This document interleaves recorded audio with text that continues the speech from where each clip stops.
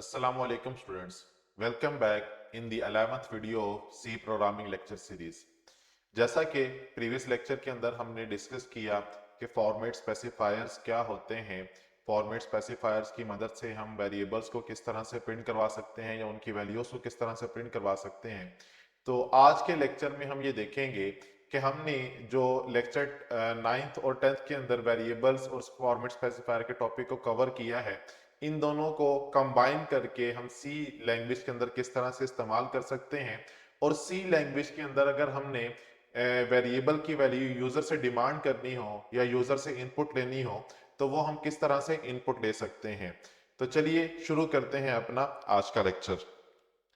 तो first of all हमें ये समझने की जरूरत होगी कि इनपुट लेने के लिए सी लैंग्वेज के अंदर हमें कौन सा फंक्शन रिक्वायर होता है। जिस तरह से प्रिंट करने के लिए हम लोग क्या करते हैं कि हम प्रिंट एफ का फंक्शन यूज करते हैं, हम लिखते हैं प्रिंट एफ, और इस फंक्शन के अंदर हम क्या करते हैं इन्वर्टेड कॉमास लगाते हैं, और जो भी हमने स्ट्रिंग लिखनी होती है वो स्ट्रिंग यहाँ लिखते हैं, देन इन्वर्टेड कॉमास को क्लोज करते हैं, ब्रैकेट को क्लोज करके स्टेटमेंट टर्मिनेटर लगा देते हैं। इसी तरह से हम इनपुट लेने के लिए भी एक फंक्शन का इस्तेमाल करते हैं। तो ये जो फंक्शन है प्रिंटफ का, ये तो हो गया आउटपुट के लिए या कुछ प्रिंट करवाने के लिए। लेकिन अगर हमने इनपुट लेनी है यूजर से तो उसके लिए हम लोग सी लैंग्वेज के अंदर स्कैन एफ का फंक्शन यूज करते हैं, SCANF। तो स्कैन एफ स्टैंड्स फॉर होता है scan formatted, F stands for formatted है यहाँ पे, और उसका एक खास सिंटैक्स है स्कैन एफ का। वो सिंटैक्स ये है कि जैसे स्कैनफ लिखेंगे, क्योंकि ये फंक्शन है तो फंक्शन की ब्रैकेट्स आएंगी और देन इन्वर्टेड कॉमास लगाए जाएंगे, और इन्वर्टेड कॉमास लगाने के बाद हम लोग यहां पर लिखते होते हैं फॉर्मेट स्पेसिफायर, जो कि हमने प्रीवियस लेक्चर के अंदर कवर किया था। और देन उसके बाद हम लगाते हैं कॉमा, और कॉमा लगाने के बाद एंड का सिंबल लगाते हैं। एक बात याद रखिएगा, समटाइम स्टूडेंट्स यहाँ पे ये गलती करते हैं कि इस एंड की जगह ना ये वाला एंड लिख देते हैं, और वो कहते हैं सर ये भी तो एंड है, ये वाला एंड यहाँ पे यूज नहीं कर सकते। ये जो एम्परसन साइन है, ये जो एंड का सिंबल मैंने यहाँ पे ये लिखा हुआ है, ये एम्परसन साइन है। तो एम्परसन साइन लगाते हैं और देन इसके बाद हम लिखते होते हैं वेरिएबल नेम, कि जिस भी वेरिएबल के अंदर आपने वैल्यू को स्टोर करना है उस वेरिएबल का नाम जो ऊपर आपने डिक्लेयर किया हुआ है उस वेरिएबल का नाम यूज करते होते हैं।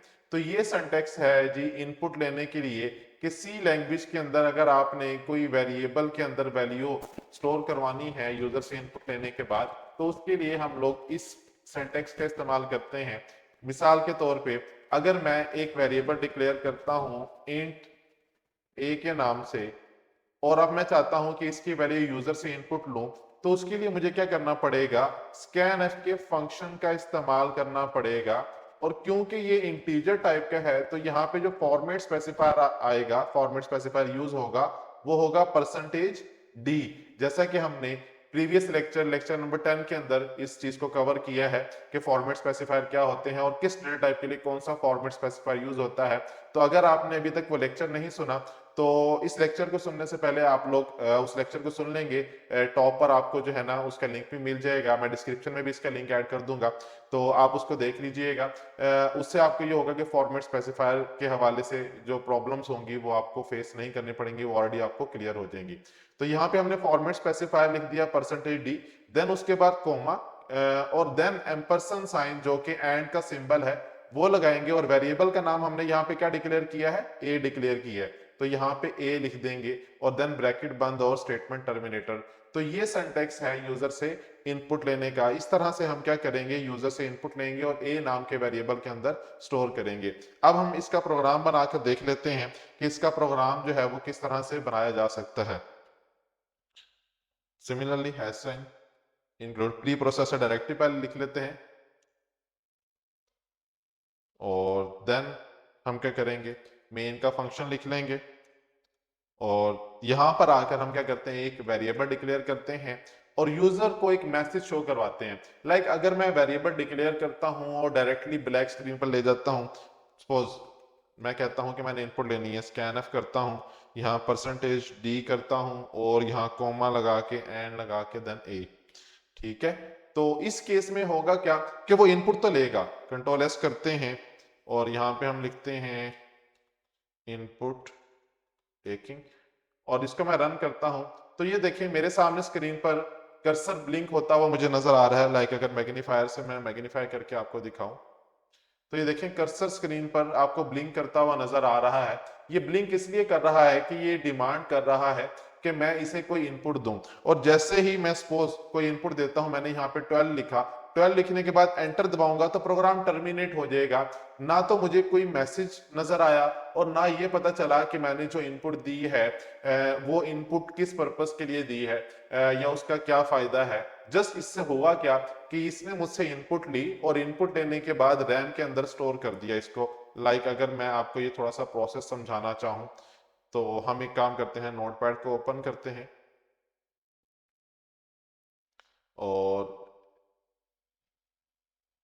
यहां पर आकर हम इसको थोड़ा सा समझते हैं कि इस प्रोग्राम की एग्जीक्यूशन किस तरह से हुई।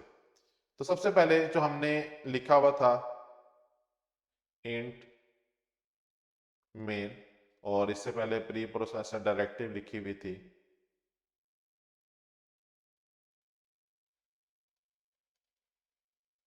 और देन मेन के बाद उसकी बॉडी स्टार्ट की और हमने एक इंटीजर टाइप का वेरिएबल बना दिया जिसका नाम हमने ए रखा और देन उसके बाद हमने लिखा स्कैन एफ और परसेंटेज डी देन कॉमा और एंड ए लिख दिया हमने और देन स्टेटमेंट टर्मिनेटर और देन ये हमने मेन की बॉडी क्लोज कर दी थी।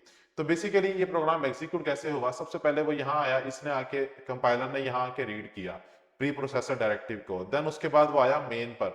जैसे उसको मेन फंक्शन मिला तो उसने को अब नेक्स्ट क्या रिक्वायर था, मेन फंक्शन की बॉडी रिक्वायर थी। वो आगे आया और उसने देखा मेन फंक्शन की बॉडी मौजूद है। उसके बाद वो जैसे ही अगले मेन फंक्शन की बॉडी के अंदर आया तो उसको जो पहली स्टेटमेंट मिल रही है वो है वेरिएबल डिक्लेरेशन। तो वो क्या करता है, फौरन यहां से जाता है रैम के अंदर और रैम के अंदर जाकर ए नाम का वेरिएबल क्रिएट कर देता है। ए नाम का जो भी नाम आपने यहाँ रखा होगा उसी नाम का वेरिएबल क्या हो जाएगा, क्रिएट हो जाएगा। उसके बाद कंपाइलर यहाँ पर पहुंचा, जैसे यहाँ पहुंचा तो उसने देखा कि स्कैन एफ है। स्कैन एफ का मतलब है कि आउटपुट स्क्रीन पर जाना है और वहां पर यूजर से पूछना है कि वो कोई इनपुट दे, जो कि भी आपने देखा कि हम कर्सर ब्लिंक कर रहा था हमारे लिए, तो वो बेसिकली हमसे इनपुट डिमांड कर रहा था। तो जैसे ही हमने वहां पर 12 लिखा, 12 लिखने के बाद जैसे एंटर प्रेस किया तो हुआ कुछ यूं कि रैम के अंदर 12 जाकर स्टोर हो गया और क्योंकि इसके बाद मजीद आगे आने पर कोई और उसको स्टेटमेंट नहीं मिली, दैट्स वाई वो क्या हुआ, मेन की बॉडी क्लोज हुई और प्रोग्राम क्या हो गया, टर्मिनेट हो गया। तो अगर तो आप चाहते थे कि भाई स्कैन से पहले यहाँ पर इस जगह पर भी कोई मैसेज प्रिंट हो, इस जगह पर भी कोई मैसेज प्रिंट हो और स्कैन के बाद कोई मैसेज प्रिंट हो और साथ यहाँ पर कोई वैल्यू प्रिंट हो, तो हमें इन दो जगहों पर, एक इस जगह पर और एक इस जगह पर एक और स्टेटमेंट लिखनी पड़ेगी। वो आपकी मर्जी है, आप लिखना चाहते हैं लिख दें, नहीं लिखना चाहते, आपको जस्ट इनपुट लेनी थी तो आप इनपुट भी ले सकते हैं, लेकिन ये इनपुट इस केस में यूजफुल नहीं है। लाइक हम इसको कहीं इस्तेमाल नहीं कर रहे, तो अगर हमें इसे इस्तेमाल करना है तो हमें क्या करना पड़ेगा, इसको प्रिंट करवाना पड़ेगा या किसी और पर्पस के लिए इसको इस्तेमाल करना होगा। ठीक है, तो उसके लिए हम एक काम करते हैं, हम स्कैन से पहले एक मैसेज प्रिंट करवाते हैं ताकि यूजर को पता चले, क्योंकि अभी जब ब्लैक स्क्रीन ओपन हुई थी तो बीइंग अ प्रोग्रामर तो मुझे पता है कि ये कर्सर क्यों ब्लिंक कर रहा है, पर जो यूजर होता है उसके लिए ये जानना बहुत मुश्किल होता है कि भाई कर्सर आखिर क्यों ब्लिंक कर रहा है। तो उसके लिए हम क्या करते हैं, यूजर फ्रेंडली बनाने के लिए अपनी एप्लीकेशन को हम एक मैसेज प्रिंट करवाते हैं, print F please enter N integer. तो हम यूजर से कहते हैं कि वो क्या करे, कोई इंटीजर वैल्यू एंटर करे और उसके बाद जब कर्सर ब्लिंक कर रहा होगा तो यूजर समझ जाएगा कि भाई कोई ना कोई वैल्यू एंटर करनी है, इंटीजर वैल्यू। और देन हम क्या करते हैं, जो भी यूजर ने एंटर की है वैल्यू उसको हम क्या कहते हैं, प्रिंट एफ। प्रिंट एफ के बाद हम यहाँ पे एक मैसेज शो करवाते हैं, यू एंटर्ड, यू एंटर्ड। उसके बाद हमने एंटर्ड के फौरन बाद वैल्यू प्रिंट करवानी है कि उसने जो वैल्यू प्रिंट की है, तो हम क्या करेंगे, फॉर्मेट स्पेसिफायर का इस्तेमाल करेंगे। यहां लिखेंगे परसेंटेज डी। परसेंटेज डी अब क्यों लिखा है, क्योंकि हमने ऊपर जो ए नाम का वेरिएबल डिक्लेयर किया है उसकी डेटा टाइप क्या है, इंटीजर है, दैट्स वाई यहाँ क्या आएगा, परसेंटेज डी। और उसके बाद क्या कहते हैं, फुल स्टॉप लगा देते हैं कि बस ये स्टेटमेंट प्रिंट हुई भी आए। और देन उसके बाद जैसे स्ट्रिंग कंप्लीट हुई, स्ट्रिंग से बाहर आके हमने कॉमा लगाया और कॉमा लगाने के बाद जिस वेरिएबल को प्रिंट करना है अब हम वो वेरिएबल प्रिंट कर देंगे। लाइक हमने ए को प्रिंट करना था तो हम बगैर किसी सिंबल के जस्ट वेरिएबल का नाम लिख देंगे, तो अब ये क्या करेगा, हमारे पास जो वैल्यू हमने इनपुट दी होगी उसको प्रिंट करके दिखा देगा। मैं इसको रन करता हूं। रन करने पे देखें आपके सामने सबसे पहले लिखा हुआ आ रहा है, लाइक मैं इसको मैग्नीफाई करता हूं जरा थोड़ा सा ताकि आपको क्लियर हो जाए। ये देखें, तो अब आपके सामने यहाँ पर आपको नजर आ रहा है प्लीज एंटर एन इंटीजर, और कर्सर जो है वो ब्लिंक कर रहा है कि वो हमारे लिए वेट कर रहा है। मैं सपोज यहाँ 50 लिखता हूँ, 50 लिख के एंटर प्रेस करता हूँ, तो देखिए मेरे सामने उसने एक मैसेज प्रिंट करवा दिया, यू एंटर्ड 50। तो इस तरह से हम क्या करते होते हैं, बेसिकली यूजर से इनपुट लेते होते हैं और इनपुट लेकर हम उसको क्या करवाते होते हैं, प्रिंट करवाना चाहें प्रिंट करवा सकते हैं, या फर्दर अगर मैं कहता हूं कि मैं यहाँ पे दो वेरिएबल बना लेता हूँ, एक ए नाम से और एक बी नाम से, और यूजर से कहता हूं कि दो वेरिएबल्स जो है ना वो इनपुट करे, कि पहले पहला वेरिएबल एंटर करें और देन दूसरा, तो दूसरे को मैं बी में स्टोर करवाऊंगा, और यहां कहता हूं फर्स्ट इंटीजर, और यहां कह देता हूं सेकंड इंटीजर। ठीक हो गया। और देन मैं चाहता हूं कि इन दोनों का क्या प्रिंट हो जाए, सम प्रिंट हो जाए, तो ब्रैकेट के अंदर मैं लिख दूंगा a प्लस बी। अब वो मुझे क्या शो करवाएगा, मैं मैसेज भी चेंज कर देता हूं, the sum of entered integers is, कि भाई वो मुझे बता दे कि जो मैंने इंटीजर एंटर किए उनका सम ये है। तो हम इस प्रोग्राम को रन करते हैं, तो अब सबसे पहले हमारे सामने स्क्रीन पर हमें क्या नजर आएगा, एक मैसेज नजर आएगा प्लीज एंटर फर्स्ट इंटीजर, और मैं फर्स्ट इंटीजर एंटर करता हूं सपोज 20, और सेकंड इंटीजर अब मुझसे डिमांड कर रहा है प्लीज एंटर सेकंड इंटीजर, और अब मैं एंटर करता हूं 10, तो आंसर आना चाहिए 30। The sum of entered integer is 30। तो इस तरह से हम क्या कर सकते हैं, यूजर से इनपुट ले सकते हैं और उसके ऊपर किसी भी किस्म का कोई भी ऑपरेशन परफॉर्म कर सकते हैं, चाहे वो अरिथमेटिकल ऑपरेशन हो, लॉजिकल ऑपरेशन हो, कोई भी ऑपरेशन हम इस तरह से परफॉर्म कर सकते हैं। होप सो आपको ये समझ आ गया होगा कि हम फॉर्मेट स्पेसिफायर्स का इस्तेमाल करते हुए स्कैनएफ के फंक्शन को इस्तेमाल कैसे कर सकते हैं, और यूजर से इनपुट लेने के लिए स्कैनएफ का फंक्शन कैसे काम करता है, और किस तरह से हम कोई भी ऑपरेशन उन वेरिएबल्स के ऊपर परफॉर्म कर सकते हैं जिनकी वैल्यू हमने यूजर से इनपुट ली होती है।